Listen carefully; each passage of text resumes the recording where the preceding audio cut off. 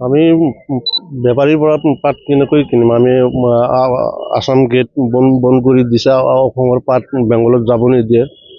সেইকাৰণে আমি মৰা পাটখিনি লৈ ক'ত যাম? বা মহাজনবিলাকে নলয়, সেইকাৰণে আমি কিনিব পৰা নাই।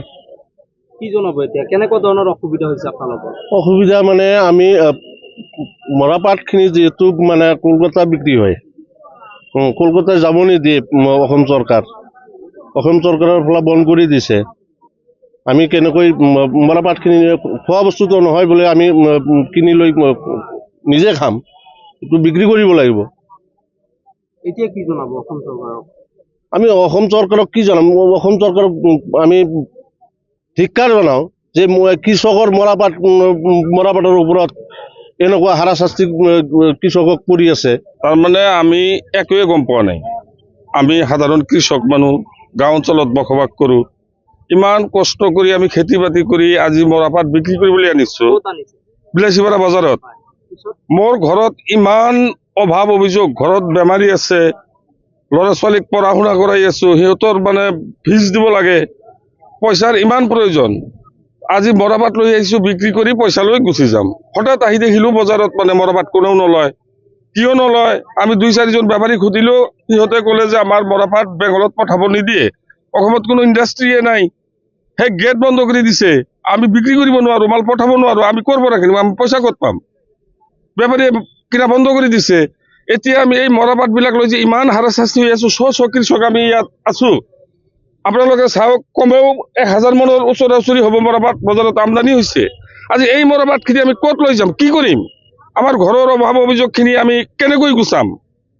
চৰকাৰে এইটো কি নীতি আৰম্ভ কৰিছে আমি গম পোৱা নাই। কোনো নটিচ নাই, জাননী নাই, কোনো এনাউন্স নাই। হঠাৎ এনেকৈ বন্ধ। আমি ৰাইজক কিয় এনেকৈ হাৰাশাস্তি কৰি আছে? আমি মুখ্যমন্ত্ৰী ডাঙৰীয়া আৰু অতুল বৰা ডাঙৰীয়া কৃষি মন্ত্ৰী বিষয়াক, মন্ত্ৰী মহোদয়ক জনাব বিচাৰো, আমি কি পাপ কৰিলো? আপোনালোকে আমাক কিয় এনেকৈ শাস্তি কৰি আছে? আপোনালোকে নিজে খৰিদ কৰিব নে মহাজনৰ দ্বাৰা খৰিদ কৰিব? আমাৰ এই মৰাপাটবিলাক উপযুক্ত মূল্যত, উচিত মূল্যত কিনি লওক আৰু আমাক এই হাৰাশাস্তিৰ পৰা মুক্তি দিয়ক। নহ'লে কিন্তু আমি কৃষক ৰাইজে গণতান্ত্ৰিকভাৱে বিশাল আন্দোলন কৰি তুলিম আপোনালোকৰ বিৰুদ্ধে। আপোনালোকে এইটো কেনেকুৱা চৰকাৰ চলাই আছে? ৰাইজক হাৰাশাস্তি কৰাটো আপোনালোকৰ নিয়ম নেকি? আপোনালোকৰ বিবেক বিবেচনাহীন হৈছে নেকি আপোনালোকে? ৰাইজক কিয় এনেকৈ শাস্তি কৰি আছে? আমাক হাৰাশাস্তিৰ পৰা মুক্তি দিয়ক। আমি মুক্তি বিচাৰোঁ। আমি উপযুক্ত বস্তু বহুত পৰিশ্ৰম কৰি, মেহনত কৰি আমি উপাৰ্জন কৰিছোঁ, সেই বস্তুখিনি বজাৰত আনিছোঁ, ন্যায় মূল্যত, উচিত মূল্যত বিক্ৰী হ'ব লাগে। আমাৰ এটাই কথা, চৰকাৰে ল'ব না বেপাৰীয়ে ল'ব সেইটো মই নাজানো। কোনে ল'ব? হ'লে চৰকাৰে নিজে ক্ৰয় কৰক, নহ'লে বেপাৰীৰ দ্বাৰা ক্ৰয় কৰাওক। আমাৰ বস্তুখিনি উচিত মূল্যত বিক্ৰী হ'ব লাগে। আমি এই ঘৰৰ পৰা বস্তু বজাৰত আনোতে কোনোবাৰ 50 টকা মন, কোনোবাৰ 100 টকা পাৰ মন আমাৰ কেৰিং চাৰ্জ আছে, খৰচ আছে। আকৌ আমি ৰিটাৰ্ণ লৈ যাম, এই পইচাখিনি আমাক কোনে দিব? আমাৰ ঘৰৰ অভাৱটো কোনে গুচাব? মোক পইচাৰ দৰকাৰ। চৰকাৰক এইখিনিয়ে মোৰ আহ্বান। আমি অনুৰোধ জনাইছোঁ, আমাৰ বস্তু, কৃষকৰ বস্তু উচিত মূল্যত বজাৰত বিক্ৰী হ'ব লাগে। আমি চৰৰ পৰা মৰাপাট বজাৰত লৈ আহিছোঁ, মৰাপাট বিক্ৰী হোৱা নাই। শনিবাৰত লৈ আহিছিলোঁ, হাতে হাতত লৈ গৈছে 4,000 টাকা মূল লৈ গৈছে।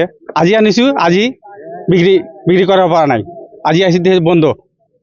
কি কাৰণে বন্ধ মই নাজানো। কি ক'ব এতিয়া?